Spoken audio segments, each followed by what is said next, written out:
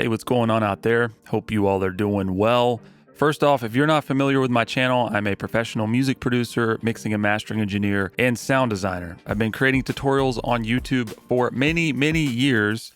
So audio quality and preserving the fidelity of music and audio in my tutorials is very important to me.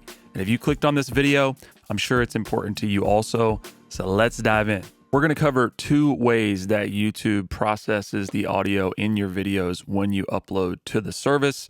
Now, the first is loudness normalization. Many of you out there may be familiar with this term, but if you're not, and you're not familiar with terms like LUFS or true peak, or some of these other measurements that we use for loudness, I'll put some links in the description for this video that you can dig deeper into and check out. Now, the second way that YouTube is now processing more recently your audio is called stable volume. And if we click on the settings tab on the YouTube player, you're going to see this stable volume setting right here. And the first thing I need you to do is to turn this off so I can demonstrate what this is doing.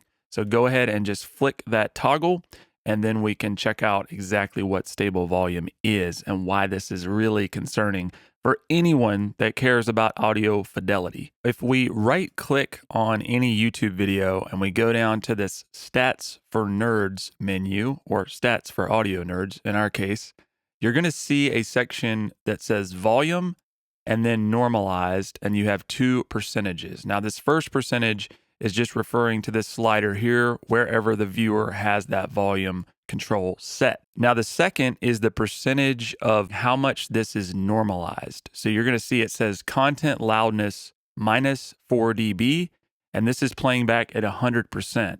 That means this video is not actually being normalized because it's 4 dB below the standard loudness for YouTube, which is minus 14 LUFS integrated at the time of filming this in 2024. An important thing to note there is if you upload to YouTube and your content is quieter than minus 14 LUFS integrated, which is the measurement for the entire video, it will not bring that up. It won't turn it up.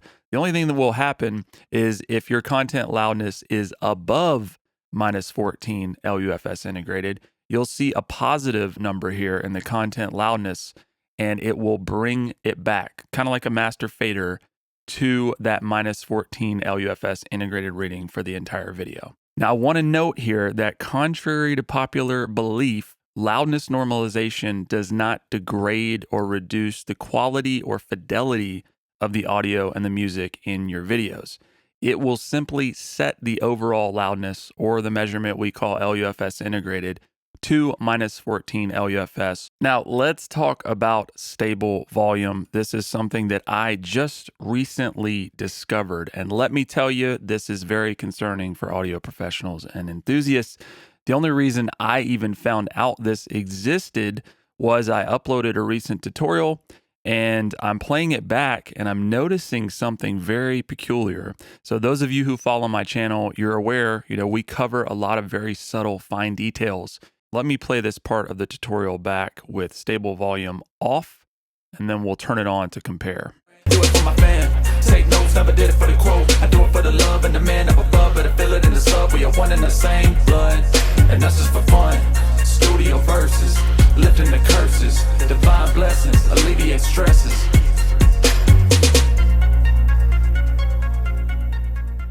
So now we're going to turn on stable volume, and there's a couple things you're going to notice. Up here in the volume normalized, you're going to see this thing that says DRC. Well, what does DRC stand for?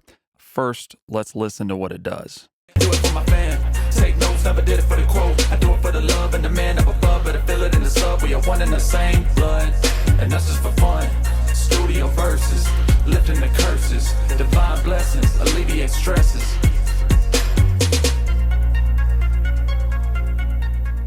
So I'm playing this back, and I'm hearing that there is obvious compression and dynamics processing happening in this part of the video. And that's not something that I did in post-production for producing the video itself.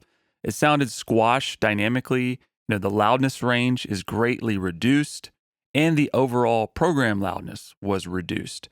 So DRC, as YouTube is calling this, stands for dynamic range compression. Yes, that's right. YouTube is implementing their own compressor to audio to limit the dynamic range of audio in your videos. Now, YouTube quietly rolled this out, and I'm not aware of any creators that were notified about this new feature. At least you are able to turn this on and off. However, if you're a YouTube channel or you're a creator, chances are that your viewers don't even know that this actually exists, which means they're hearing your audio in a compromised, lesser quality form. Now, after doing some research, YouTube is stating that this does not apply to music. Now, I'm not sure what exactly constitutes music. Maybe they just mean music and songs that have been uploaded to the YouTube Music platform through YouTube. As far as music in our videos, this is definitely being applied. In my opinion, it would have been a lot more logical to have stable volume off by default and give users the option of turning this on. If you're like me and you really care about audio fidelity in the videos and in tutorials like this that are very audio specific, you want to retain the dynamic range, it's off. Now, obviously, this feature could benefit you if you're listening to a podcast or a more generalized talking head video without music. And, maybe it's a video that may not be mixed properly and levels are all over the place, or you're just not that concerned with the fidelity of the video's audio. You just want consistency. Then you have the option of turning it on. As it stands with stable volume on by default, where does that leave the rest of us that create this content that is focused on retaining audio fidelity and dynamics? I'd love some answers here. I'd also love to hear what you all think. Do you think stable volume is a problem or not? The best thing we can do right now as passionate audiophiles is to talk about it. Thanks for watching. As always, stay creative, and we'll talk to you soon.